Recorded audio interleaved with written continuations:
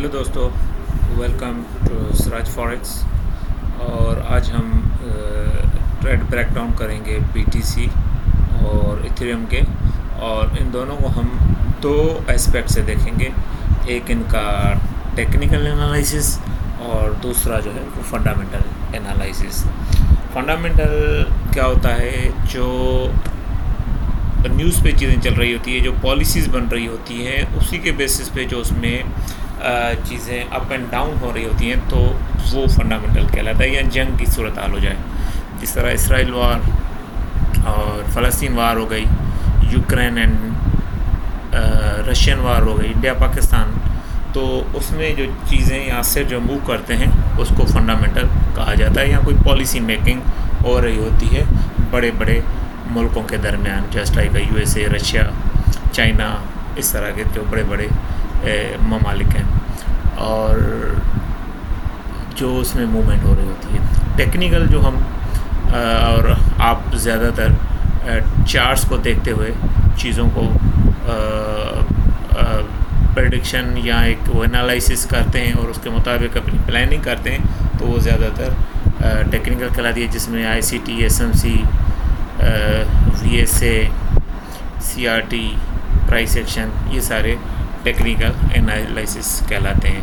अच्छा, इसको इसलिए एनालिसिस करें, काफ़ी दोस्तों का मैसेजेस आ रहे थे मेरे पास कि बीटीसी की क्या सिचुएशन है। अब बीटीसी को पहले थोड़ा फंडामेंटली देखते हैं कि बीटीसी है का क्या सूरत हाल क्या है। बीटीसी की सबसे बड़ी जो चीज़ ये हो रही है मार्केट के अंदर, यूएसए के अंदर क्रिप्टो के लिए या बीटीसी के यूटिलाइजेशन के लिए बहुत सारी पॉलिसीज़ आ रही हैं, और उन्होंने रिसेंटली जो है जीनियस बिल भी सेनेट से अप्रूव करवा लिया है, और वो बिल भी अप्रूव होकर साइन हो गया है, जिसकी वजह से वो अपने स्टेबल कॉइन को पैक करने के लिए अपनी कुछ पॉलिसीज़ ला रहे हैं। तो उस वजह से बीटीसी बुलिश ही है और बीटीसी को ऊपर ही जाना है। काफ़ी लोग तो प्रोडक्शन ये करेंगे 2025 में बीटीसी में टच टू $150,000, और पॉसिबल है, ये नहीं कि नहीं पॉसिबल, और ये पॉसिबल है, बिल्कुल कर सकता है। और दूसरा ये है कि वो अपने स्टेबल कॉइन और उनको पैक होने के लिए उसको डॉलर की ज़रूरत होती है, तो वो भी उसमें आ रहे हैं काफ़ी सारी चीज़ें। और जैसे कि यूएस डॉलर की ओवरऑल कंट्री में जिस तरह रिजर्व्स होते थे वो 75-80% होती थी, अब वो आके 60-65 तक रह गई है। तो ज़ाहिर है उनको भी वो एक तशवीश होगी कि हम किस तरह यूएसए का एक डोमिनेंसी जो मार्केट पे है वो किस तरह उसको बरकरार रखें, और दुनिया जो है वो क्रिप्टो की तरफ जा रही है, तो उसको हम फंडामेंटल। एक और आपको एग्जांपल देता हूँ फंडामेंटल का। कुछ टाइम पहले एक दोस्त की मेरे पास कॉल आई थी, काफ़ी अर्सा पहले। उसने मुझसे पूछा, ये जब ये बीटीसी यहाँ नहीं बल्कि यहाँ गिर रहा था, तो मुझे कहा कि यार बीटीसी 48-9,000 तक है, आप इसका मुझे ये बताओ कि बुलिश है कि बियरिश है, इसको लेना चाहिए कि नहीं लेना चाहिए। तो मैंने उनको दो बातें बताई। मैंने H4 के हिसाब से मैंने कहा टेक्निकली जो चार्ट के मुताबिक बीटीसी बियरिश है, फंडामेंटली जो है वो बुलिश है। तो उसने कहा यार एक बात बताओ ना, एक बात भी नहीं चलता, मार्केट तो दोनों चीज़ों को लेके चलता है। तो मैंने कहा जो आपको मैं बता रहा हूँ वो ही सच है और इस तरह ही इसको चलना है, लेकिन फंडामेंटली बुलिश है। तो उसी दिन या उसी के अगले दिन बीटीसी ने कोई $8-10 हज़ार मूव दी, और वो 56-57,000 तक चला गया था। मेरे ख्याल में ये वाला यहाँ कहीं तक चला गया था, ठीक है।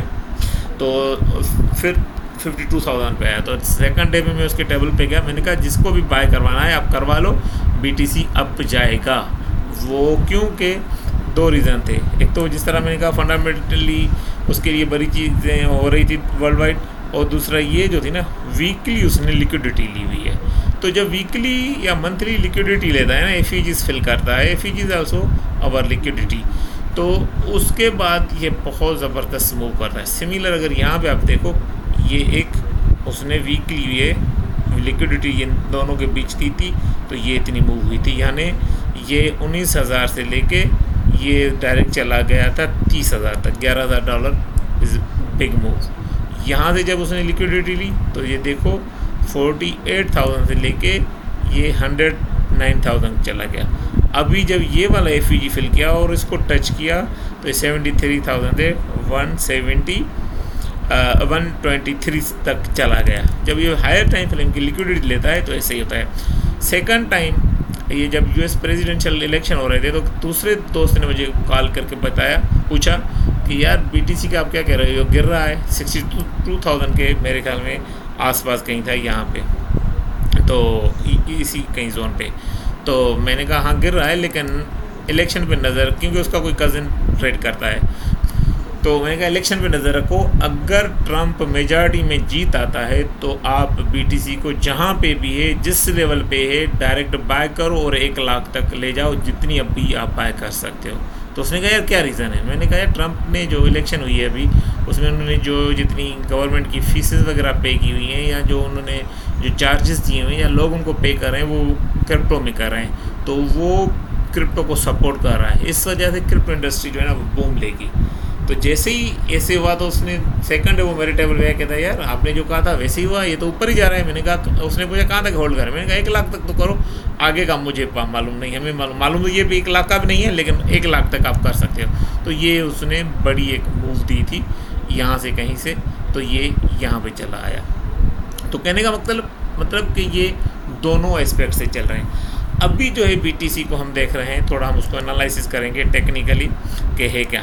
अच्छा, साथ में जो माइक्रो स्ट्रेटेजी कंपनी है जिसके पास 6,07,000 बीटीसी है, वो अभी इरादा रख रहे हैं कि हम बड़े पैमाने पे बीटीसी बाय करेंगे। उन्होंने कोई $2.5 ट्रिलियन का उसके पास बजट है जो मार्केट से मोबिलाइज कर रहे हैं।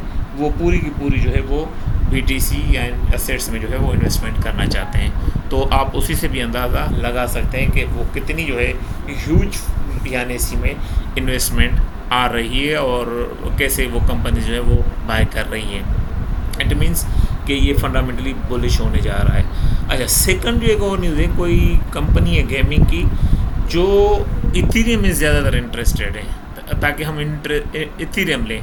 तो इथीरियम और बीटीसी यूँ समझे कि ये किसी हद तक एक सेफ इन्वेस्टमेंट है। तो जहाँ पे भी आपको इसका थोड़ा भी रिट्रेस करे, अच्छी लेवल मिले तो आप बाय कर सकते हैं।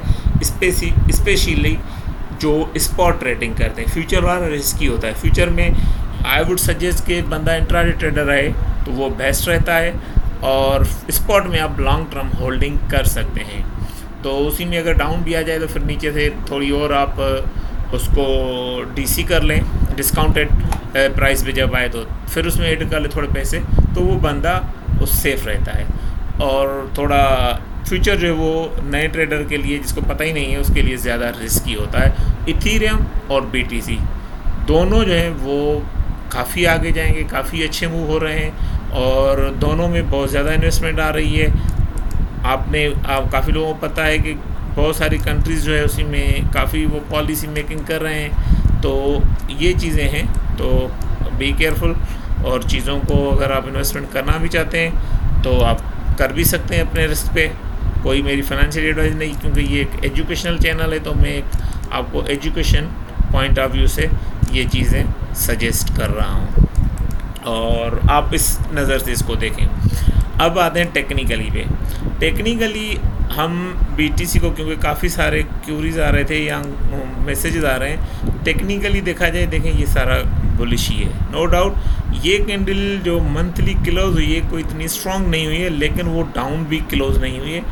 इससे थोड़ा लग रहा है कि ये मज़ीद ऊपर जाएगा। और ये जैसे ही कैंडल अभी 1 वीक हुआ है, तो ये बल्कि अभी लास्ट वीक है इसका, अभी still 1 week, less than 1 week और मोर देन 1 वीक जो है वो इसको चाहिए ऊपर क्लोज करने के। अगर ये यहाँ कहीं भी क्लोज हो जाती है, जहाँ पे भी है, तो इसका ज़्यादा चांस है कि ऊपर चला जाए। अगर ये सपोज ये मंथली कैंडल, ये जो मैंने लाइन लगाई हुई है, इसके डाउन क्लोज होती है, तो देन आप पॉसिबली बीटीसी को इस एरिया में या इस एरिया में भी देख सकते हो 50,000 या 70,000 से बिलो। क्योंकि जो मार्केट मेकर्स हैं वो चाहेंगे उनको डिस्काउंटेड प्राइस पे मिले चीज़ें, तो फिर वो आगे ले जाएं। और जो इन्वेस्टर्स होंगे वो उनको सेल भी करना है, फिर वो सस्ते प्राइस पे चीज़ें ख़रीदना शुरू कर देंगे। तो एक चीज़ ये है।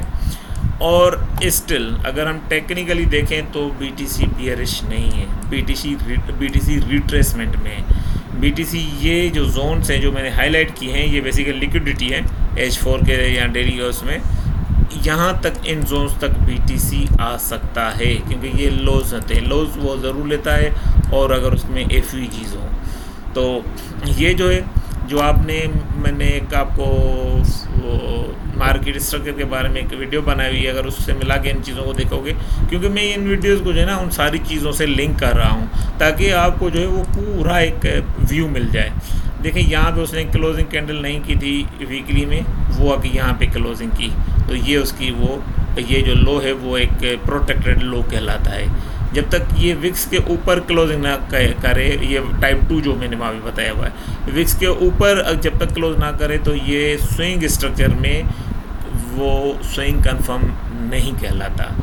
और जब दूसरी एक चीज़ें मैं H4 पे वो एक्सप्लेन करना चाहता हूँ, तो ये चीज़ें ध्यान में रखा करें कि हायर टाइम फ्रेम का बायस ज़रूर लिया करें। हम क्या करते हैं, हम सिर्फ जो है ना H4, M15, H1 के टाइम फ्रेम्स में रहते हैं, जिसकी वजह से ज़्यादातर लोग जो है ना लॉसेस उठाने पड़ते हैं और वो अपना डायरेक्शनल बायस नहीं डिसाइड कर पाते।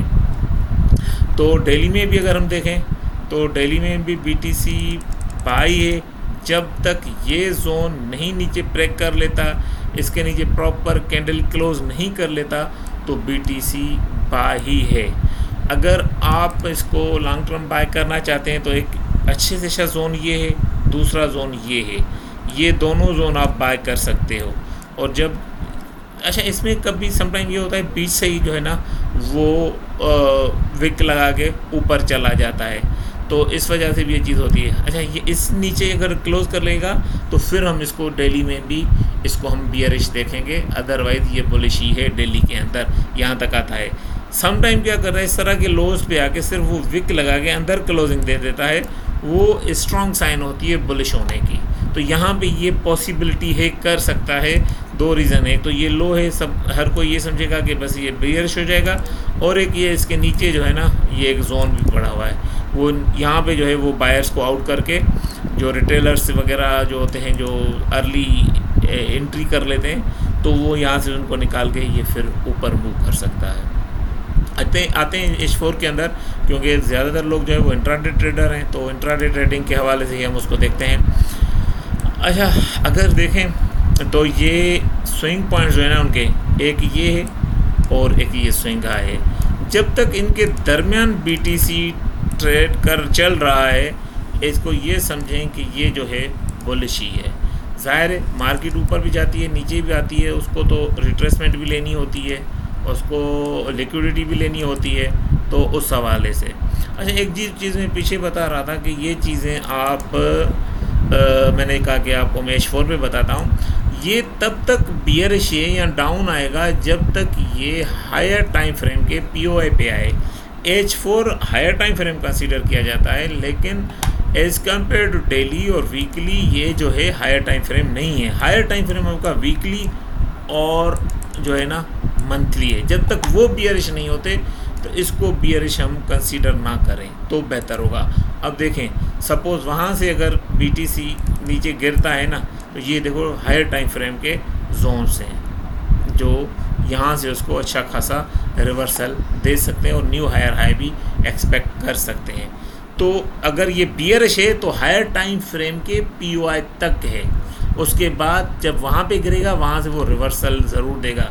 अगर यहाँ से हम लोग और आप लोग ये एक्सपेक्ट कर रहे हैं कि ये बियरिश है H4 के अंदर और ये हमें 50,000 70 80,000 तक ले जाएगा, तो ये इस तरह ना सोचें। जब तक आपका हायर टाइम फ्रेम बियरिश नहीं होता तब तक इसको बियरिश कंसीडर ना किया करें, नंबर 1। नंबर 2, अब जो है मैं एक्सपेक्ट कर रहा हूँ कि ये प्राइस जो है ये यहाँ से पॉसिबल है। देखिए प्राइस तो यहाँ से फिर ये जो है ना रिवर्सल हो सकती है, अगर कोई फंडामेंटली न्यूज़ आ गई, कोई भी चीज़, कोई कंफर्मेशन तो नहीं है। अब ये यहाँ इसके लो तक तो आएगा, मोस्टली चांसेस हैं इस लो। एक तो लिक्विडिटी है और ऊपर से इसने रिजेक्शन भी ली हुई है, तो ये इस जोन्स तक आएगा।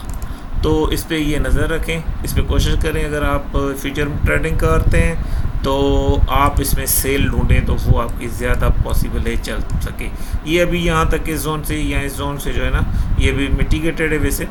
यहाँ इस जोन से या यहाँ से कहीं से ये फिर रिट्रेसमेंट ले सकता है। यहाँ पे अगर M50 में फिर आके आपको स्ट्रक्चर इस तरह का देता है तो फिर आप ट्राई कर सकते हो। इट्स नॉट फाइनेंशियली एडवाइस, लेकिन जस्ट एज ए एजुकेशनल आपको मैं बता रहा हूँ। तो ये इस तरह ट्रेड हो सकता है, पॉसिबल है। ये यहाँ से इस तरह ना भी करे, यहाँ से फिर वापस चला जाए। ये चीज़ें मार्केट के अंदर पॉसिबल है। अच्छा ट्रेडर वो है जो इनको अपने इसके मुताबिक खुद को एडजस्ट करे। ये मैंने POI मार्क किए हुए हैं, अगर आप देखें तो वैसे ये POI आपका पूरा होता है, ये आप याद रखें।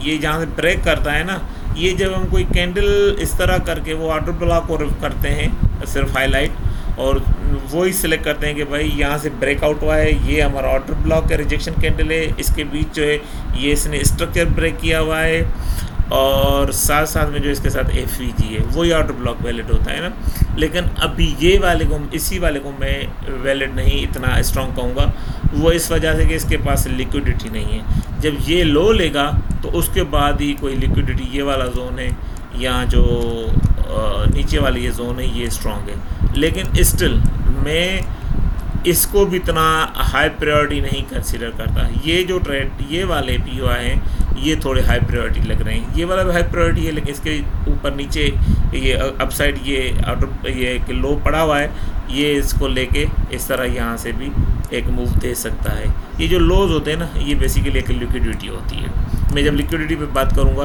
तो वो एक्सप्लेन करूँगा, लेकिन ये वाले आपके POIs हैं कि आप इसको प्ले कर सकते हो। अब जब तक ये डबल स्ट्रक्चर ब्रेक ना करे ना, तो इसको कोशिश किया करें आप उसको बुलिश ही कंसीडर किया करें। डबल स्ट्रक्चर का मतलब ये एक ये स्विंग लो थी, एक स्विंग ये लो है, क्योंकि ये बिल्कुल जो है ना, देखें अगर तो इसी हाई के दरमियान है। ये जो हाई है ना, ये स्विंग जो है इसके दरमियान, यानी ये दूसरी ये स्विंग लो ये हो गई। जब तक ये डबल स्ट्रक्चर ब्रेक नहीं करता ना, इस तरह करके, एक तो इसने कर लिया सपोज, एक मिनट सॉरी, तो उसको कंसीडर लो जो वो जो है ना बियरिश ना किया करें, ठीक है। सम टाइम क्या होता है, अगर ये कर लिया है सपोज, अगर जब तक इसके नीचे क्लोज कैंडल ना कर लेना तो इसको, क्योंकि सम टाइम क्या होता है बेसिकली, ये एक तरह की वो लिक्विडिटी पिक करता है। उस लिक्विडिटी पिक करने के बाद ये इस POI पे आके या नीचे विक मार के अंदर क्लोजिंग करके एक और लिक्विडिटी लेके ये फिर से जो है ना रिवर्सल ले लेता है। अगर आपने अक्सर देखा होगा, ख़ास तौर पे M15 पे हम ट्रेड करते हैं, काम करते हैं, तो आपने देखा होगा ये इस तरह करता है, ठीक है। तो डबल जब ब्रेक हो जाते हैं स्ट्रक्चर, तो उसमें ज़्यादा चांस होता है कि वो अब बियरिश होगा। फिर उसमें लॉन्ग टर्म के लिए 500, 1000, 2000 पिप्स के लिए आपको सपोज जो है वो ट्रेड होना चाहिए। अच्छा, इसको थोड़ा और हम एक चीज़ डिस्कस करते हैं जो आपसे हमारे स्ट्रक्चर से रिलेटेड चीज़ है, जो मैं कोशिश देख रहा था कंटिन्यूसली कि इसको मैं क्या कंसीडर करूँ, कब ये ब्रेक ऑफ स्ट्रक्चर कहलाएगा। देखो, जो आपको मैंने टाइप 2 बताया था ना, देखो ये इसने जो स्ट्रक्चर ब्रेक किया था ना, तो उसके मुताबिक ये टाइप 1 किया था। देखो, मैं अपने जो एजुकेशनल चैनल है जहाँ पे ये मैं वीडियो पे अपलोड करूँगा, इन चीज़ों को मैं उसके साथ किस तरह लिंक करता हूँ, ताकि यार आपकी जो लर्निंग है वो ज़्यादा स्ट्रॉन्ग हो, क्योंकि मेरा मकसद वो एजुकेशन है आपकी, आप लोगों को। और एडिशनल चीज़, जिस तरह गवर्नमेंट ऑफ पाकिस्तान या इंडिया या जो चाइना है, अमेरिका है, या बाकी लोग जो है इन चीज़ों को अडॉप्ट कर रहे हैं, बिलीव मी कि इन चीज़ों का बहुत बड़ा फ्यूचर है। आपको सीखना पड़ेगा, आपके पास ये बड़ी अपॉर्चुनिटी है यूथ के पास कि इन चीज़ों को सीखे और यूटिलाइज़ करें, इसका फ़ायदा लें। तो आपको ये सीखनी पड़ेंगे, क्योंकि फ्यूचर में सारी चीज़ें इस पर शिफ्ट हो रही हैं, चीज़ें हो रही हैं। USA एक अलग तरीके से और भी चीज़ वो कोशिश कर रहे हैं कि पूरी दुनिया को हम एक ही जगह पे ट्रेड किस तरह करवाएं, ताकि हम अपने मार्केट को ज़्यादा स्ट्रॉन्ग बनाएं, ठीक है। Let's move on topic. देखें, ये इसने टाइप 1 किया हुआ था, यानी इस विक के नीचे जब ये 2 विक्स ये आ गई थी, इसको मैं थोड़ा जूम आउट कर रहा हूँ, जब ये 2 विक्स ये आ गई थी और उसके बाद ये कैंडल आके क्लोज किया था इनके इस लो के नीचे, तो ये टाइप 1 बना था। लेकिन बाद में हुआ क्या, टाइप 1 के बाद, क्योंकि ये रेंज हमारी इस तरह बन गई थी बेसिकली, एक लो यहाँ लो ये वाला था और हमारे पास हाई जो था वो ये वाला था, सपोज नहीं बल्कि कंफर्म, श्योर, ठीक है, यही था, ठीक है। तो ये बन गया था, तो हम इसके बीच ही प्ले कर रहे थे, लेकिन ज़्यादा चांसेस थे तो ये मार्केट यहाँ से जो है ना दोबारा जो है ऊपर चला जाए, लेकिन उसको सीधे तो मूव आना नहीं है नीचे, तो बिल्कुल जिस तरह ये मैंने लाइन लगाई है तो उसके मुताबिक ज़ाहिर है ये अप डाउन्स और लिक्विडिटी खाते हुए लोगों के स्टॉप लॉसेस, तो उसने ये यहाँ पे एक बड़ी अच्छी खासी मूव करता रहा है इनके दरमियान। ये एक तरह की यूँ समझो कि ये ट्रेंड लाइन्स होती हैं, ठीक है, अगर जिसने ट्रेंड लाइन वगैरह भी पड़ी हुई है तो इसके बीच ही ये मूव कर रहा था, लेकिन उसने वो ब्रेक कर ली, देखा जाए तो ये कैंडल क्लोज है, ठीक है, 3 पॉइंट मिलना ज़रूरी होती है उसके मुताबिक, ठीक है। एक तो ये हो गया, ये ट्रेंड लाइन की एक तो ब्रेकआउट हो गया था। दूसरा देखो कि मार्केट ने आके क्या किया कि जो ये लो था, क्योंकि लो तो हमारा ये था ना बेसिकली, लेकिन यहाँ पे उसने टाइप 2 नहीं बनाया था, लेकिन यहाँ पे आके उसने टाइप 2 बना के कंफर्म कर दिया कि मैं जो है वो अभी नीचे तक रिट्रेसमेंट जो है वो ले सकता हूँ। कहाँ तक, जो नेक्स्ट हायर टाइम फ्रेम का POI है वहाँ तक जो है वो अपना वो ले सकता है रिट्रेसमेंट। अब यहाँ से कोशिश करेगा, जहाँ से भी आपको यहाँ से कोई बाय अपॉर्चुनिटीज़ मिल रही हैं तो आप यहाँ से, और सेल अपॉर्चुनिटी मिल रही है सॉरी, तो आप सेल ढूंढें, लेकिन कहाँ तक, ये जो जोन से यहाँ तक, ज़्यादा नहीं। कोई पता नहीं, ये यहाँ से भी आके, ये यहाँ पे आके मार्केट कहीं से भी आके, अगर यहाँ से आके इस तरह करके यहाँ से ये वापस जा सकता है, या यहाँ से जो अब जहाँ भी मार्केट मूव हो रही है यहाँ से ये डायरेक्ट भी ऊपर जा सकता है, जिस तरह मैंने बताया कि फंडामेंटली बहुत स्ट्रांग है। तो आप इसको ट्रेड करें, और इसको ट्रेड करने के साथ साथ स्टॉप लॉस ज़रूर यूज़ करें, अपने अमाउंट को, अपने कैपिटल को सेव करें। और ये मैं वीडियो अपलोड कर रहा हूँ, आपको हर तरीके 2-3 तरीके से ये आपको हेल्प करेगी। BTC नेक्स्ट मूव, यहाँ उसका डायरेक्शन क्या है और स्ट्रक्चर किस तरह है, तो आप इन दोनों चीज़ों को मिला के आप इसको ट्रेड करें, stay safe, stop loss use करें और अपने कैपिटल को सेव करें। See you next video, thank you.